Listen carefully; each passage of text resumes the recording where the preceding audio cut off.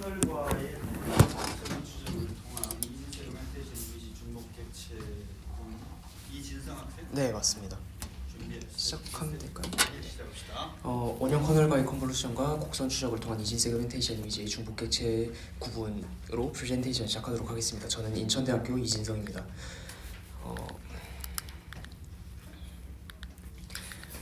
먼저 이제 2000년대 초반부터 이제 영상이나 이미지 관련된 처리 기술 같은 경우에는 빠른 속도로 발전을 해왔는데, 이제 2015년 정도부터 시작을 해서 이제 인공지능이 활발하게 이제 사용이 되기 시작했습니다. 그러면서 이제 GPU 가속이라든지 이런 것들에 힘입어서 연로라든지 이런 우리가 흔히 알고 있는 이런 시스템들이 빠르게 발전을 해왔습니다.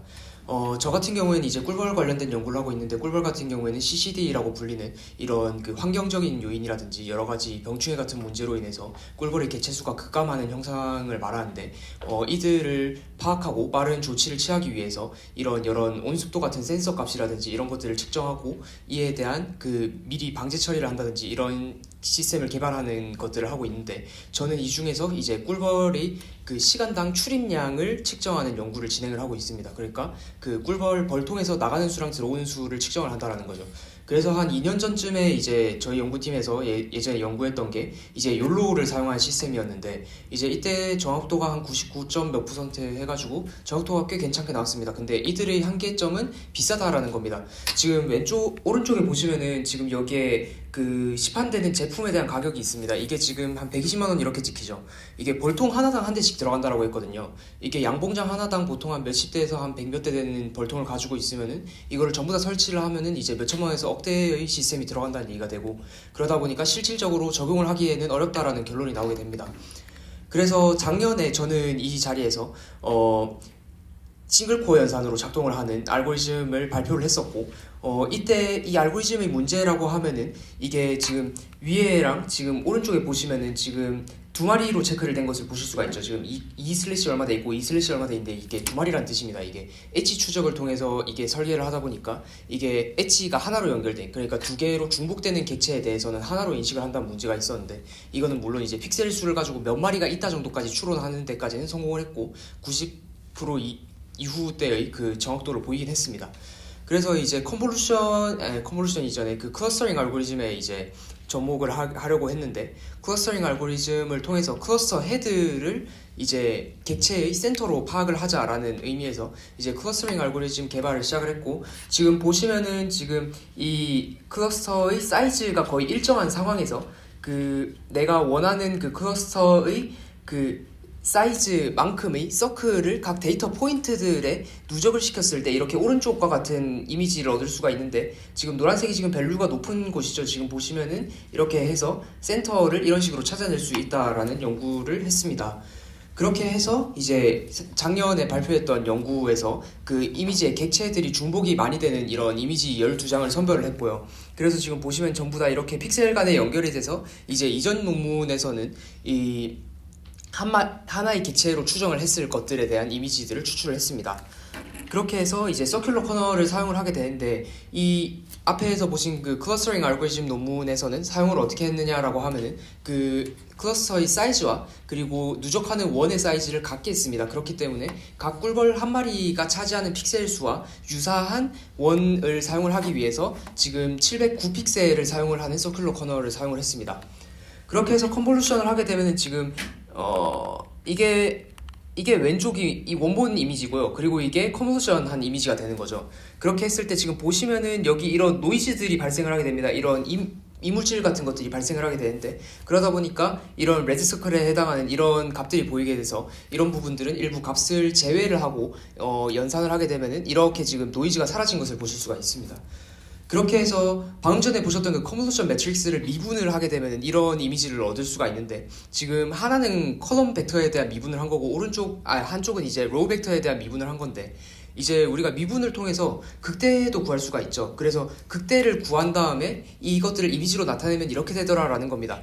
그래서 지금 하나는 컬럼 벡터에 대한 극대를 나타낸 것이고 하나는 로우 벡터에 대한 극대를 나타낸 건데, 선으로 나타난 것을 보실 수가 있죠. 그래서 제일 처음에 했던 생각이 뭐냐 하면은 이 둘을 오버랩 시키면은 교차하는 지점이 있을 것이고 이를 그 객체에 대한 센터로 사용할 수 있지 않을까라는 아이디어를 생각을 해냈는데, 지금 보시면은 지금 이렇게 대각선으로 내려간 친구가 있죠. 이게 선이 이렇게 수직이나 수평이 아니고 이렇게 지금 대각선인 부분은 이렇게 겹치게 했을 때 이 옐로우 서클 있는 부분처럼 이렇게 한 점에서 만나는 게 아니라 한 선에서 만나는 결론이 나왔다는 겁니다. 그렇게 해서 다른 방법을 찾아야 했고, 그래서 이 미분값 중에 하나만 사용을 하기로 한 다음에 이 앞에서 받은 그 컨볼루션 매트릭스의 값들을 이 극대에 해당하는 인덱스들만 가져오게 되면 이런 이미지들을 얻을 수 있게 됩니다. 그렇게 해서 이 점들을 연결한 선을 찾은 다음에, 그러니까 라인 트레이싱을 한 다음에 이 선들의 값들을 미분을 해서 극대를 취하면은 이 객체의 센터를 찾을 수 있지 않을까라는 접근을 했고, 그렇게 해서 이런 방식으로 접근을 하게 됩니다. 그래서 그 컨볼루션 이미지에서 그 특정 그 극대 값들만 추출을 하게 되면 이런 그 매트릭스를 얻을 수가 있는데, 확대를 해서 보여드리면 지금 여기에서 지금 478부터 시작해서 값이 쭉 증가하다가 565에서 최대를 찍고 564 이렇게 감소를 하는 것을 보실 수가 있죠. 그렇게 해서 이 극대에 해당하는 이 점을 이 객체의 센터로 판단을 한다는 겁니다. 그렇게 해서 방금 전에 보여드렸던 그 12장의 이미지에 대해서 이거는 바이너리 이미지에 해당하고, 이 이미지 두 장은 각각 그 컬럼 벡터와 로우 벡터에 대한 미분에 대한 그 결과값인데, 이런 결과값을 얻을 수가 있었고요. 지금 레드닷이 지금 검출된 그 이미지의 그 센터에 해당한다라는 거죠. 그렇게 해서 지금 보시면은 이 부분은 전체에 대한 정확도고, 이거는 이제 원래 이미지에서 보여드리려고 했던 그 겹치는 부분에 대한 정확도를 보여드린 건데, 검출 개수를 기준으로는 82%대인데 이거는 뒤에서 말씀드릴 건데 추후 연구가 조금 더 있고요. 그리고 자꾸 넘어가네.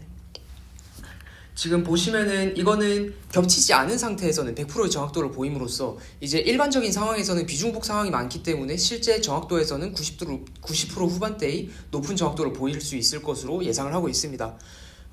그래서 지금 보시면은 꿀벌과 같은 유사성이 높은, 그러니까 객체 간의 사이즈가 비슷하다라는 유사성이 높은 다중객체의 위치를 파악하기 위한 방법론을 제시를 해드렸는데, 원형 컨볼루션과 그리고 극대의 곡선 추적 과정을 거친 다음에 이들을 미분을 해서 극대를 객체의 중점으로 추론을 하였습니다. 그래서 중복 객체에 대해서는 약 82% 정확도를 보였고, 비중복 객체에서는 100%의 정확도를 보임을 보여드렸습니다.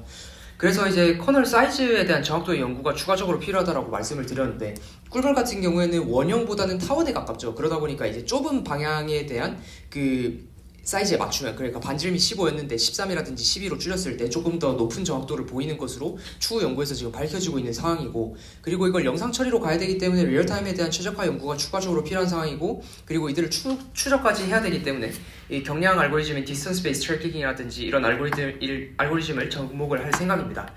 그렇게 해서 이제 방금 전에 말씀드렸던 꿀벌 모니터링 연구에서 적용을 해서 그 사업이라든지 이런 데에서 그 도움이 되기를 기대를 하고 있고요. 그리고 말씀드렸던 대로 그 각 객체의 사이즈가 유사한 상황에서의 유사 사례에서도 탐지에 적용을 할 수 있을 것으로 기대를 하고 있습니다.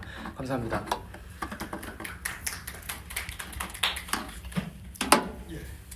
질문 받겠습니다.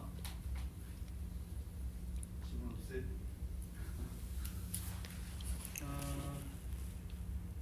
이재성 학생은 무슨 과? 인베디드 시스템공학과입니다. 공학과인데 네.